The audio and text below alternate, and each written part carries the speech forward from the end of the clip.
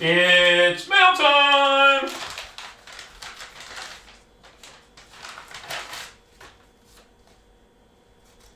TCMA. Military. A patch for the man cave. Tactical communication maintenance applications.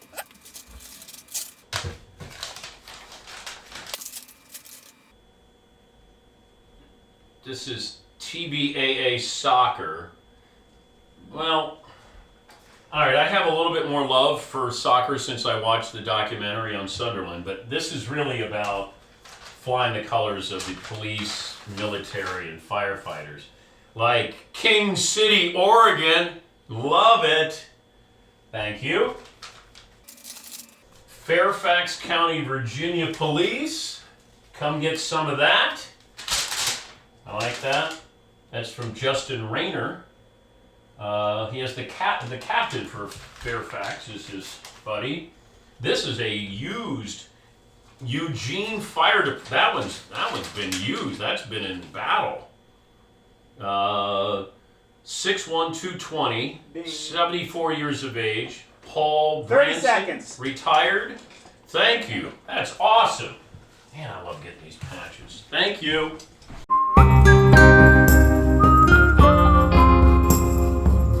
Maybe it's because everybody's talking about the Bulls documentary, The Last Dance, that lately we've been, I guess, stumbling upon this reoccurring theme. It's not easy being the GOAT. You look at Michael Jordan, the GM, Jerry Krause, broke up Jordan's Bulls.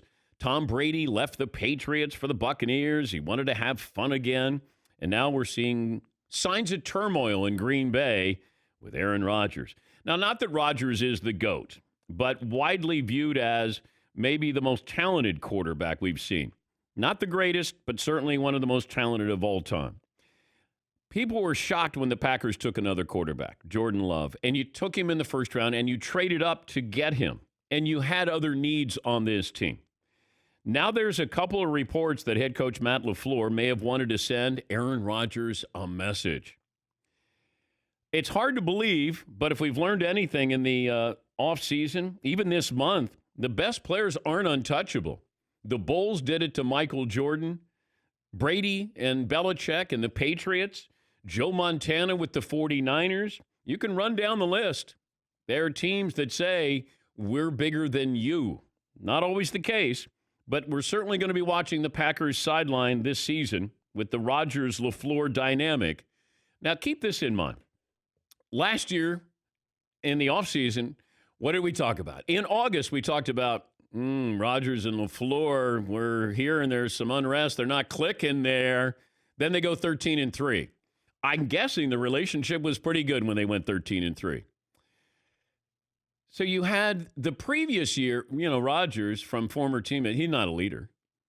And then all of a sudden, when you go 13-3, I'm guessing he's a good leader. I don't know. Here we are again. Now we possibly have turmoil. They want to send. Okay. Who is Matt LaFleur to send a freaking message to Aaron Rodgers? Maybe Rodgers thinks he's bigger than what he is. And I'm guessing, yeah, he probably does. But Matt LaFleur, if this is true, is when he wants to send a message to Aaron Rodgers. I'm sorry, I thought it was called the Lombardi Trophy, not the LaFleur Trophy. What are we doing here? Going to send him a message by drafting a quarterback. Okay, if you want to send him a message, why didn't you send a message and not give him $100 million? You gave him a contract. Did it just sneak up on you in Green Bay? This is who Aaron is. He hasn't changed. This is his personality. He's not the easiest guy to be around. Now, I like him. I understand his personality, but I've been around him, played golf with him. I get it.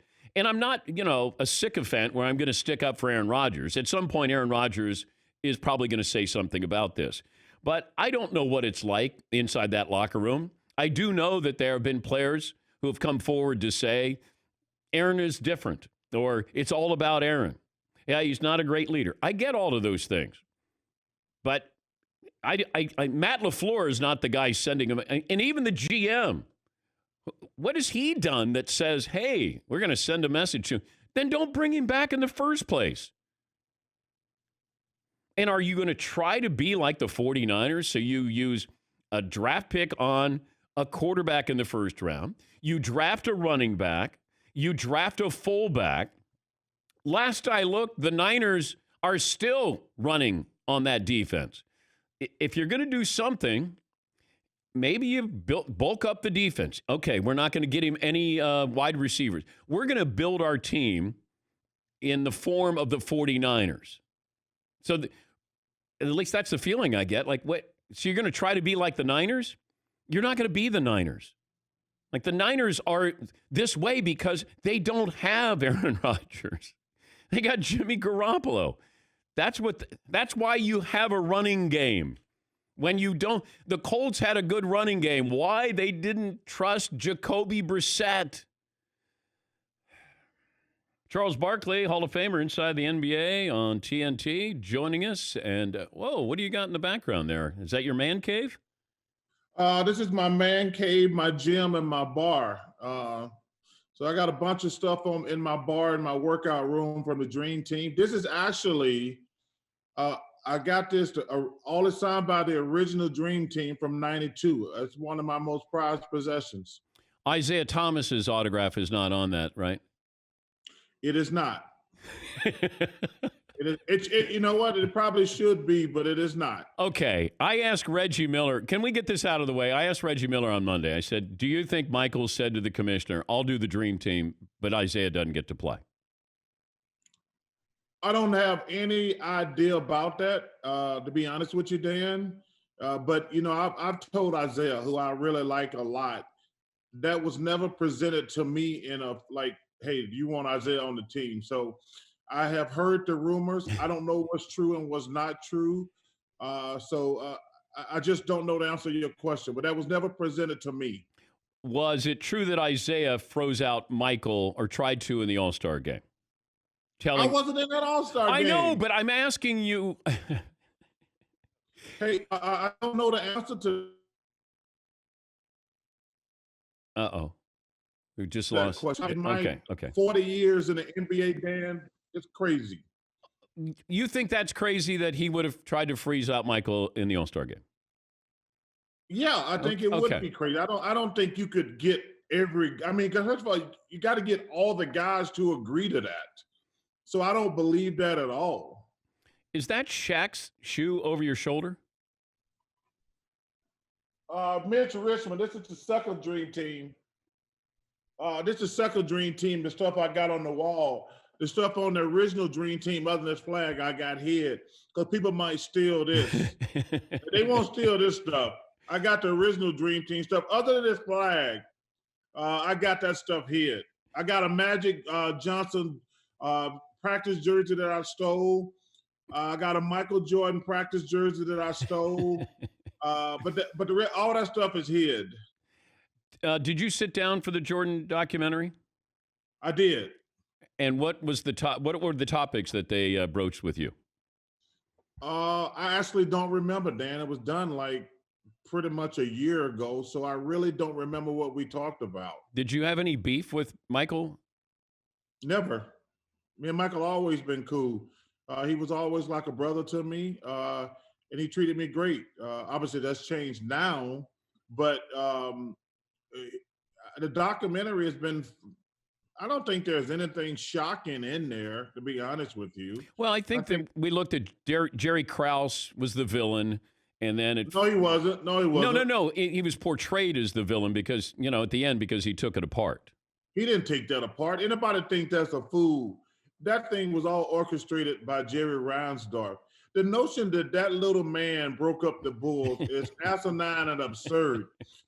Hey, listen, John, if you go back and look at and use common sense, just use plain common sense.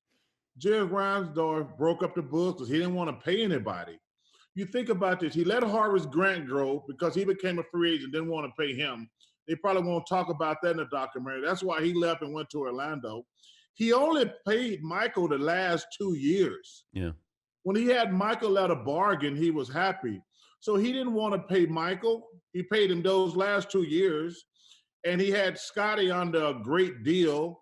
That's the reason he broke up the Bulls, strictly because of money. But to try to make Jerry Krause to be the bad guy, I thought that was very disingenuous by Jerry Reinsdorf. I agree. After I watched that documentary, those first 2 episodes, I came in on Monday and I said, why is it that Jerry Reinsdorf, the owner, has no blood on his hands in this? Well, because that's the way he is. He's the silent assassin. He's my man from that movie, The Professional. He come in and kill you, and you don't even know you're dead till it's over. And Jerry Krause isn't around to defend himself. That was what, he helped build that team, and then it felt like he was Yoko Ono blaming him for the breakup of the Beatles. It doesn't even matter if he was around. Number one, rest in peace. But the notion that Jerry Krause broke up the Bulls, Dan, come on, man. If Jerry Reinsdorf wanted the Bulls to stay together, they would have stayed together. I mean, for somebody to take Jerry Krause all of a sudden became the hand and broke up the Bulls. I think that is just stupid. Dan, did you not pay your bill? I think it's your bill. Dan, I haven't spent money on anything in like 2 months. I got plenty of it. What are you doing at home? Like, how do you pass the time? Well, the good thing, I'm back in Arizona, so I started a regiment where I work out twice a day. Nice. I play golf 3 days a week. I can only drink on Friday and Saturday. So I've been trying to do, that's all I could do. I love to drink, but I know I could not drink every day. So I quit drinking except on Friday and Saturday. I got a big golf match today with a bunch of the Coyote hockey players. We play about 3 days a week. We got like a Ryder Cup format. So today's a big day in the Barkley golf world. Talking to Charles Barkley, the Hall of Famer, joining us, Dan Patrick Show. The Isaiah Thomas looks like an apology tour here about not shaking hands with the Bulls. My reaction with that, Chuck, was own it. You're the Bulls. You were the bad boys. Who cares if you didn't shake Mike's hand? Like, I just didn't. I like Lane Beer's approach. He's like, yeah, we didn't. They were whiners. We didn't want to shake their hands. First of all, they were wrong. They should have shook their hands. So they should have did that. The thing that was amazing, if you go back when I saw that, even after they had beat the hell out of Michael, he shook their hands. Yep. I mean, I'm not sure if a guy had beat me to a pulp 3 years in a row, I'd shake their hands, but Michael went up to them and shook their hands and said, congratulations. Listen, the Pistons were wrong. I think we've all did things in our life that we would like to go back. The Pistons were wrong. And first of all, they let this thing get out of hand. If they just had said, and I love Isaiah. I love working with him. I like him a lot. He probably gets the least amount of respect out of all the great players in NBA history. But all they had to do to put out this brush fire is, hey, we were wrong. We should have shook their hands. You can't let this thing simmer and let the media and let all these idiots on some net, not you, Dan. You know who I'm talking about. You can't let these idiots on other networks. When I say idiots, I mean Skip Bayless. You can't let idiots and fools like that just throw gasoline on the fire. Isaiah, who I love, should have just said, hey, we were wrong, and this thing would have been over. Yeah, my point was you're known as the bad boys. Okay, you didn't shake Mike's hand. So what? Mike was the... Yeah, but Mike shook their hand. I know. Dan. Mike was the bigger man with that, Chuck. Yeah, but you know what, Dan? You can't just shake people's hands when you win. That was the bad thing about it. I know they're wrong, Chuck. I know they're wrong. But you're the bad boys. The way you played was wrong. They beat up... Yes, it was. It was. They beat up... Look at the video of what they did to Jordan. That wasn't real basketball. That was the rules, though. It was a shame that David Stern allowed the Knicks and the Pistons to play that kind of basketball. The Miami Heat did. Yeah, Miami Heat did too. Okay. You're right. Yeah, it was bad basketball. You know what? They had a heck of a team. They had a bunch of good players. I mean, obviously, Joe Dumars and Isaiah are great players. Yep. And Dennis was a hell of a player. But they still had Vinnie Johnson. Lambeer was a good little player. Sally was a good player. James Edwards. I mean, they had a good team. They had a believe it great or not. team. Yes, They had an underrated team. I said that we just didn't like that style, but that team was a great team. You had a Hall of Fame coach. You had Hall of Famers with Rodman was unbelievable back then. That version of Dennis was incredible. yes, agreed. You didn't have any run. Well, you had run in with Lane Beer. You were going to fight him, or didn't you throw Yeah, punches? if you mean punched him in the head, yes, I did. Yes, you know what's really funny about that? You know what's really funny about that Piston team? Only two guys on that team could fight: Isaiah and Joe Dumars. Like Rodman couldn't fight, Sally couldn't fight, Mahorn couldn't fight, Lambeer couldn't fight. I mean, now Bennett Johnson and James Edwards they'd fight, but the main four guys I just mentioned, none of them could fight a lick. But Lane Beer was always starting. He was an instigator there. Go back and look at all the highlights. He was always getting punched in the head. That does not mean that just means you got punched in the head. Seriously, Dan, go back and look at all the highlights. No, Charles, he started the fight. He didn't end the fight. That's exactly right. Just because you get punched in the face does not mean you started a fight. That means you just got punched in the face. Oh, he's slim and he's sexy. Joining us from his man cave, Charles Barkley. You'd look good. I'm happy for you. Yeah, I'm glad. Dad, I am not going to complain because, man, I just want to shout out to all the first responders out there, all the nurses and all the doctors who are, normally unless you're a cop or a fireman, you don't have to risk your life every day. But I just feel sad on so many fronts.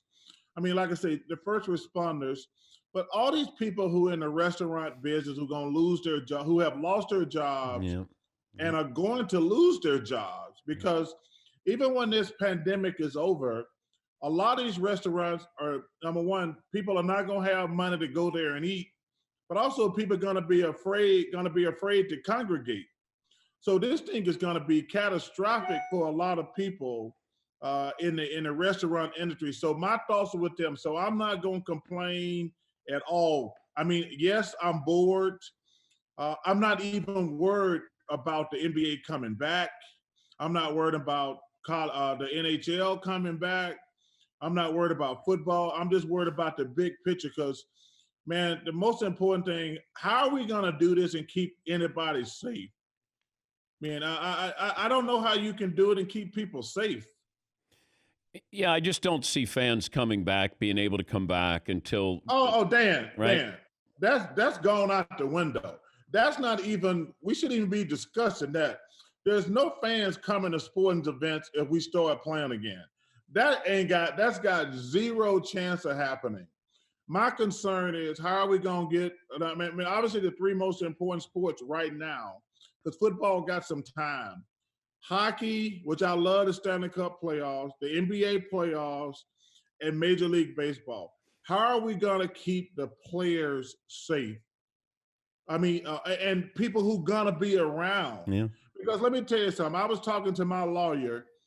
He says, if you guys get one of these people sick and they die, or one of these players die, legally, we're going to be up a creek. Yep. I'll leave you with this. The report came out that Michael Jordan decided to do this documentary. He had all this footage. And they said that they won't release it. NBA Entertainment will not release it until Michael says that they can release it. He said no for decades. Then on the day LeBron wins the championship, he's in Cleveland, and Michael says, tells the producer, okay, let's do this. Do you think that's just a coincidence, or maybe it's Mike's way of saying, let me remind some people and inform a new generation of just how damn good I was? Well, I don't know the answer to that question, but there's a couple things about this documentary. Number one, when just looking at Michael talking to Roy Williams, talking about nobody's gonna work harder than me, and nobody ever has. And then when he wanted to come back and play with the broken foot, And Jerry says, no, you're going to risk your career. And he just wanted to play. And I wish the number one thing that these young players today get out of this documentary, you can have all the followers you want. You can make all the money you want. The most important thing is being the best player. That's what I hope these young guys get out of this. But let me also finish up with this. What he went through against the Bulls, that's what to me makes him the greatest player ever. No disrespect to Kobe, because Kobe's the closest I've seen to Michael. No disrespect to LeBron, who's an amazing man, number one, an amazing player. But to get beat down like that and keep coming back, that reminded me like why I think this dude is the greatest basketball player ever. I mean, because the way they play the NBA today, Dan, and I'm not the old get off my lawn guy, and you said it earlier, what they did to that dude 3 years in a row, for him to keep coming back, well, that's what make him the GOAT. Okay, back to my question. Do you think this was a calculated move on the day LeBron wins the championship, he decides to do it, allow them to do a documentary on the last year of the Bulls? How the hell am I going to know that, I just Dan? ask you. I know you don't know everything, but you know Michael is the most competitive guy you've ever been around. And to me, it was Michael saying, yeah, LeBron's won another title here. Maybe, let me just put this out there and just let people, just remind them of how great I was. Well, let me tell you something. If that was his goal, we are reminded. I know. And let me tell you something. As a person who lived the Jordan era, listen, man. I say I'm not trying to be the old guy. You watching these highlights bring back some serious memories. How great this guy was. I mean, it's incredible to relive it. It's incredible to relive it. I mean, I know it's old, it happened a long time ago. You know what Reggie Miller said to me, Chuck? He said, I said, what would happen if you ran into Jordan? And he goes, I might want to punch him. I might hug him or punch him. Reggie still he really had a hard time. Like, it was sports trauma. After watching those first two episodes, he was like still mad at Jordan. Like for their relationship, their rivalry. Well, I saw some guys who tried to make a big deal out of Michael playing golf with Danny Ainge one day. Yeah. And see, these young guys don't get it. We're not mad about them playing golf together. We're mad about them all teaming up together. That ain't the same. That ain't the same. Yeah, we've all played golf at different times. But we ain't never said, hey, man, let's get together and dominate the league. That's what the different aspect of being friends with guys is. We never all got together and said, let's dominate the league. That's good. I'm glad you're healthy. And, good luck in quarantine. I miss you, man. You guys be safe. Yep. Keep your distance. And bless all y'all, man. One of these days, we're doing the show from the Barkley Estates. Hey, I changed the name. I make it a compound now because I got a basketball and tennis. Yeah, I got a basketball and tennis court now in the backyard, Dan. You don't use either one of those. Well, I got a putting green too. And you don't use that either. Oh, I practice my putting every day now, Dan. Good. Hey, Good. You're welcome at the compound anytime, brother. I like that. And do you have bunk beds? So when I bring out the Danettes that... Dan, I got a guest house on my property, brother. I like it. I got a guest house. Thank you, bud. Thanks for having me, guys. That's Charles Barkley. It makes sense because you can look at this and go, Jameis Winston could be the quarterback of the future for the Saints, not Taysom Hill. Jameis Winston's a better quarterback. You don't want to hear this. You don't. He's a better quarterback than Taysom Hill. Taysom Hill doesn't play quarterback. He hasn't played quarterback in years. We love the fascination of Taysom Hill. We've seen everything Jameis Winston can do. Taysom Hill, you're like, whoa, he's like Lamar Jackson. He gives you a little tease like, oh, man, we could turn him loose like Lamar Jackson. Jameis Winston is probably your future at quarterback. If you decide that that's, the direction you want to go in with a replacement for Drew, Drew's going into the broadcast booth next year. Signed with NBC Sports. Jameis Winston, I think this is a spectacular place for Jameis Winston. Now what he does with it is going to decide his future. If he's going to be a legitimate star in the league, we're going to find out. Over the next 2 years, we're going to know, because let's see what he learns. Let's see what he takes away from Drew Brees. And there's no competition there. It's just like Jordan Love. What are you taking away from Aaron Rodgers? What is Aaron Rodgers going to teach you? Drew Brees, it's different. Drew Brees is saying, hey, I'll help you the best way I can. But Taysom Hill, it feels like last time he was a great quarterback was maybe his freshman year at BYU. Yeah, Paul. Yeah, you're right, Dan. It was 2013. He was a sophomore at BYU. He threw for 3,000 yards and 19 touchdowns and 14 interceptions. He also ran for 1,000. He was a great all-purpose quarterback. Then he got hurt in 14, hurt in 15. In 2016, he played 12 games at quarterback, and he hasn't played quarterback since. He's a great athlete. Now, they didn't pay him as a quarterback, but they did pay him. But I look at this is Jameis Winston's team moving forward if he progresses. It's all about decision-making. The Dan Patrick Show.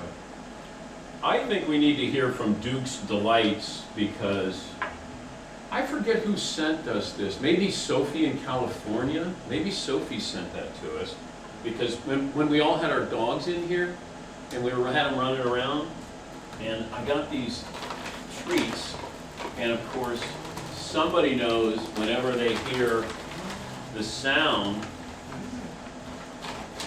and I wonder if Penny would like Cookie. Yes, she knows how to spell. Well, come out here. Come out here. First of all, let's say hello. I saw you this morning. Can you sit? Can you give me, oh, yeah, I'll take both of them. We should dance. Okay, now we're going to do this again. People say I'm being mean to you. So, no, sit. So I got this, and then watch what I do. I'm going to go here. The one time.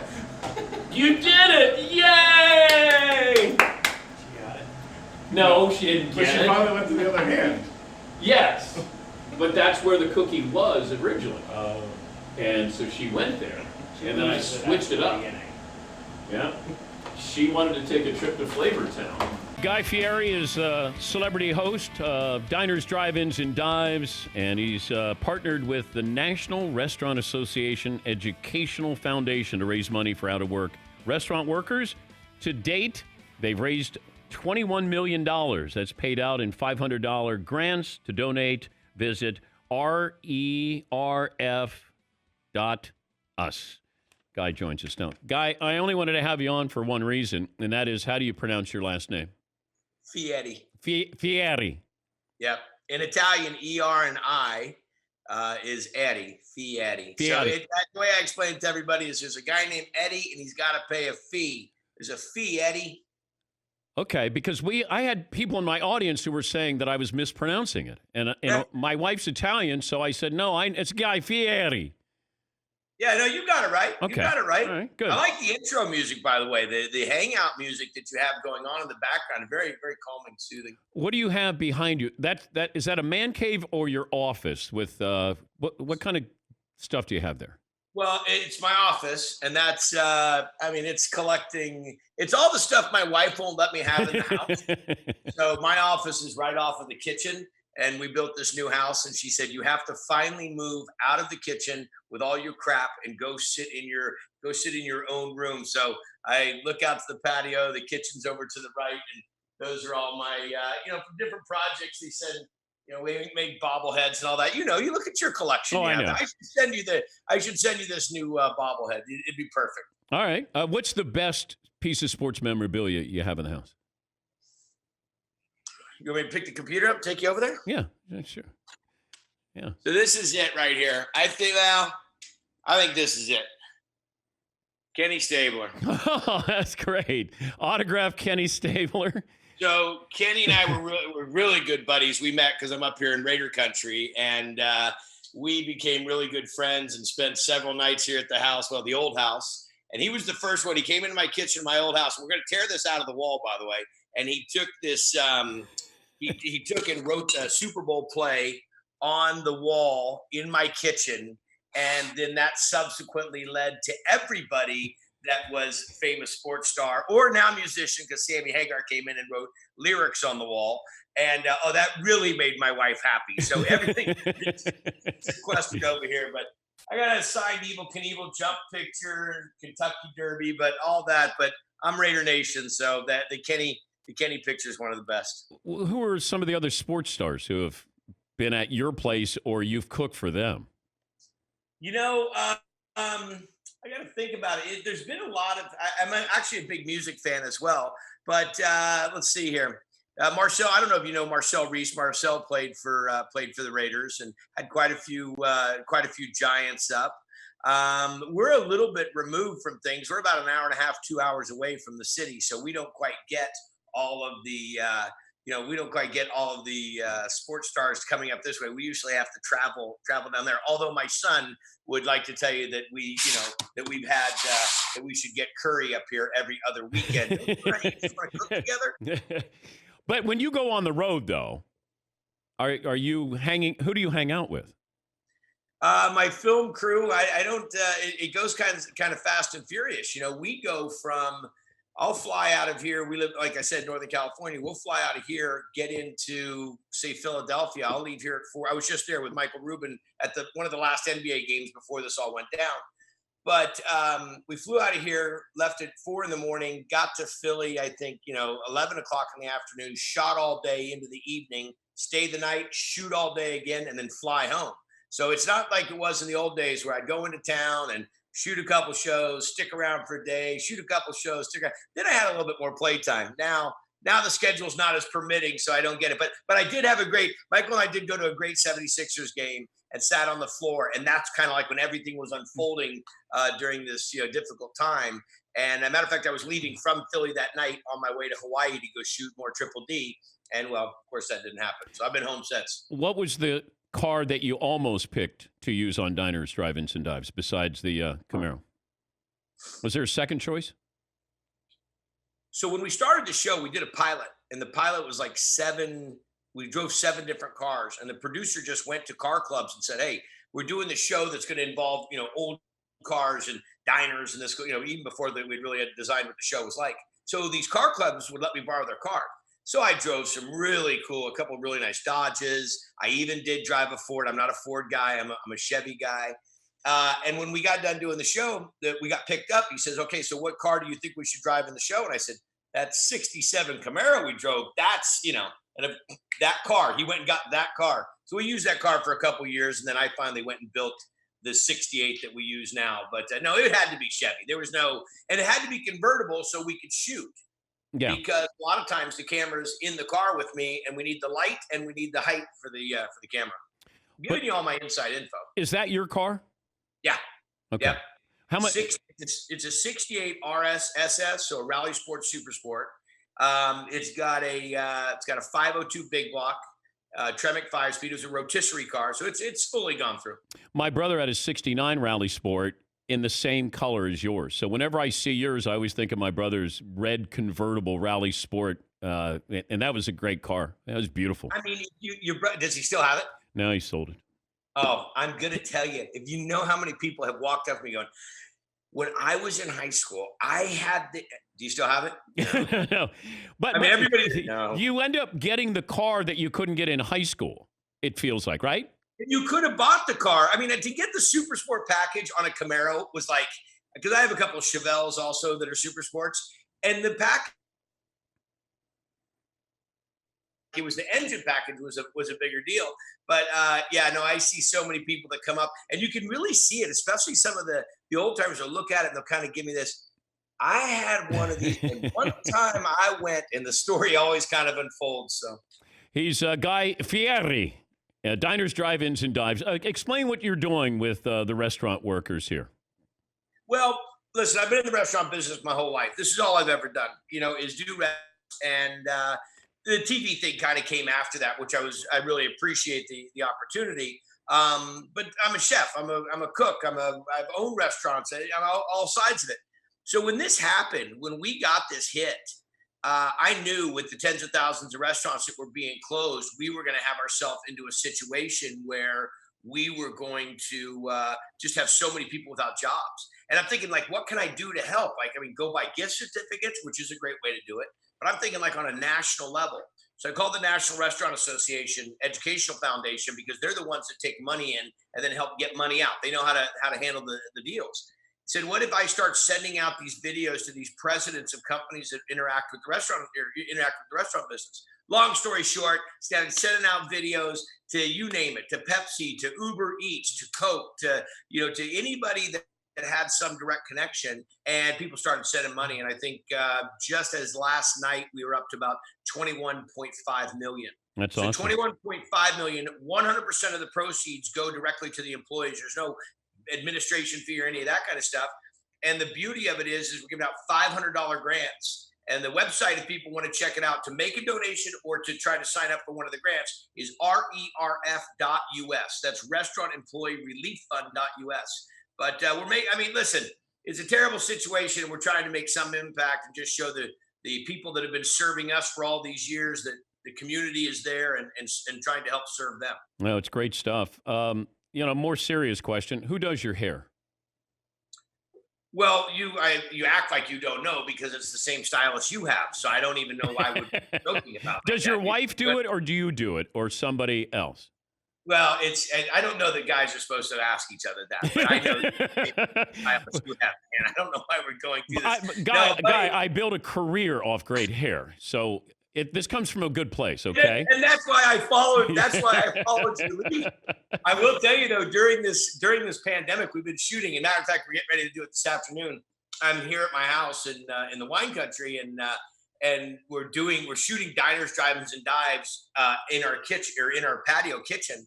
And my sons are running the cameras. My youngest son is setting up the GoPros. My oldest son is my co-host and kind of my producer, and my wife's doing the makeup. And I said, I thought it was a common thing, like, well, honey, you just touch me up a little bit because I don't look that great, And I said, I got raccoon eyes. And she's like, and looks at me crazy. And I'm like, you do your makeup. She goes, that's not doing your makeup, though. You got a little bit of a learning curve around here. Yeah. But no, a buddy of mine does. My buddy of mine owns a big salon, and so he does stuff. Yeah. What's the most overrated food? Fast food. Fast food's overrated. I think, you know what it is? And I mean, this is really the truth. I think there's some good fast food, don't get me wrong. And I think at 4 a.m, when you shouldn't be eating, there's some, it fills its spot. But I think like eating a burger, if you're going to eat a burger, eat a really righteous burger. I mean, like eat a great burger. Eat a burger they didn't freeze the meat. Eat a burger that they fresh bake the buns. Eat a burger that they give it some respect and some integrity. But I think that this stuff of just, coat anything in batter and fry it. Don't get me wrong. It has its place. But I think that if you're going to take on the calories and you're going to take on the carbs and you're going to go, maybe give yourself, if you're going to go eat a slice of pizza, eat some really good pizza. We got a lot of great pizza in New Haven. Not very far from here. Like pizza capital. You don't think all my agents from WME, from William Morris and that all live up in that area on a regular basis are explaining to me how easy it is to get on the train coming up to New Haven. But no, I had cousins that lived in the area, and I remember being a kid from California, where we had ours was just kind of back in the 70s was kind of just hippie pizza, where I lived at least. When I went there and they had pizzas this big and the slices were, you were eating paper plates. I'm like, I say to my cousins, I'm like, every day let's have pizza. It was that good, really thin. We didn't get a lot of that. What kind of workout regimen do you, because I watch, usually Friday, it's like all day, all night, diners, drive-ins, and dives. And I'm going, you got to have a good workout regimen. I actually, it's something that I really enjoy. It's actually something I really enjoy the most. I love to hike. I'm a big outdoors guy. So to me, going for a hike, we have a big park behind our house. And then we have a ranch, 500-acre ranch. So I spend a lot of time hiking and mountain biking. And then when it rains, I have my buddy of mine got me a Peloton treadmill. which don't ever say. I mean, I'll tell you something. I'm embarrassed I even say it, but I got to be honest. It does push me. I don't necessarily listen to all the classes and the people talking to me, but it does when the schedule changes. It does make you push it a little bit farther. I haven't run this much in my life. I'm usually like an incline hiker guy. But I just try to watch what I eat. I mean, I don't. But how much will you gain if you go out for a 2-day trip? Like how much? I mean, I watch when you take the extra bite because, of course, you want to be nice to the person that you're in their kitchen. You never go, one bite, I'm done. You always go, you double down, though. I give you credit, guy. You double down. You go bite. Oh, man, that's good. You go one more time to give them the ultimate compliment. So I watch the show, but I don't have to watch all of your show because I have a buddy of mine named Millie. And Daniel, matter of fact, he texted me yesterday and said, "You're going to be on the show tomorrow, aren't you?" I go, "How do you know this?" He says, "Oh, because I took the T's. There's some analytics. So this buddy of mine, Millie, might watch your show more than you watch Triple D. But you're right. You got the insight there. I'll give you the creds on that. Okay. There's a difference between liking something and loving something. Okay. And you'll never see it on the show if I don't like it. So if I don't like it, sometimes things get set down. We turn the camera off and we just say, okay, let's revisit this. Let's figure out how we're going to do this. Because this isn't good. I'm not sending a bunch of people here to have this, whatever we just had. And that really is the truth. I mean, I don't have any, as a chef, last thing I want you to do is walking up to me going, "Dude, I went all the way there and it sucked." Which I've had people say. And I say this to them. I'm sorry, I'm all over the board, but I had a lady come, I'm doing a demo. I'm in DC. I'm doing a demo, 2,500 people. I'm up there and I'm cooking and I'm talking, and we put the open mic for people to ask questions while I'm cooking. And this lady says, "Hey, I went to this place in Long Beach that you went to, and it was horrible." I said, "Horrible?" I said, "What did you have?" She said, "I had the pancakes with the blueberry sauce and the da. And I go, "Ma'am, I didn't have pancakes with blueberry sauce. I think I had a guacamole burger." She goes, "Oh yeah, I had the guacamole burger too. It was delicious, but the pancake sucked." I go, "Lady, I'm not guaranteeing everything that I try is fantastic." So anyhow, back to the thing. No, I don't gain any weight. Do you have a bucket? I heard that you might have a bucket underneath you that you don't. Oh God, no. You eat you okay. If I take the bite, I finish the bite. Okay. And I don't play the games. And I do know because like I did some commercials. I did some TV, some commercials for some restaurants back in the day, and we would be there, and they're like, "Here's the spit bucket." And I'm like, it just doesn't feel right. I couldn't do it. So anyhow, no, I've never been, I'm not going to say the words I was just going to say, but no, I don't spit the food out. So it's what you see is what you get. He's the mayor of Flavortown. How many people live in Flavortown, by the way? You know what? I meet citizens on a regular basis, and they send me wedding invitations and graduation invitations, and their kids in Eagle Scout. You get all the same stuff. You have the residents. I see all these. I see all the constituents that you have there on our call. Good dudes, by the way, which I always love the banter. The banter is my favorite part. As soon as I see somebody else come on the screen, I'm like, "All right, here it comes. Smack top. Let's go." Someone's going to fire back at the boss. But you don't get that on Diners, Drive-Ins, and Dives. You can't really have, like, you'll have a special guest sometimes, but you need to have somebody who really jabs you a little bit, I think. Oh, I have it all the time. I just edit them out. I don't need it. I have my kid. I have my son, Hunter. Hunter's 23, just graduated from UNLV. 1990, running reps. Thank you. That's where I went to school also. But Hunter just graduated, so I have him on the show with me quite a bit. And he's a top-notch smart ass. He gets his little jabs in here and there. And then the youngest one, Ryder, who's 14, he's also starting to take on the profession of being, of running his mouth, which are both funny. Listen, I think that's what keeps us going and keeps us moving and keeps us sharp on our game. Plus, I have a whole crew. I've got 20 people that shoot Triple D. We have 2 teams that are going, all the time. And you don't say a wrong line or drop something on the floor or have some mustard running down your cheek without them going, giving it to you. Hey, it's great to talk to you and continue to entertain us. And you're doing a great thing. It's RERF.US, us, raising $21 million that will be paid out in grants, the National Restaurant Association Educational Foundation. He's Guy Fieri. And thank you, Guy. We appreciate your time. Love the show. Thank you so much for having me, guys. What did you learn on today's program, Todd? Guy Fieri has Ken Stable and Evel Knievel signed photos in his office. That's pretty cool. McLovin, what did you learn today? Charles Barkley doubled down. We're going to do a show there and stay in the guest house. Yeah, I got to get out there. I think it'd be great to do a show or two shows from Charles' compound. Seton O'Connor Jr. III, what did you learn? Guy Fieri has one of those leg lamps from A Christmas Story up in his house. Did you guys notice that? I did. Right over his shoulder. Yeah. I didn't notice The it. full sizer. Yeah, Paulie, what did you learn?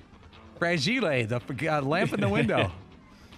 What we learned brought to you by 1-800-Flowers. Right now, get 24 multicolored roses, $39.99. To order, go to 1-800-Flowers.com. Click on the radio icon. That's me. And enter the promo code Patrick. Enter the code Patrick. It's Mother's Day. 1-800-Flowers right now.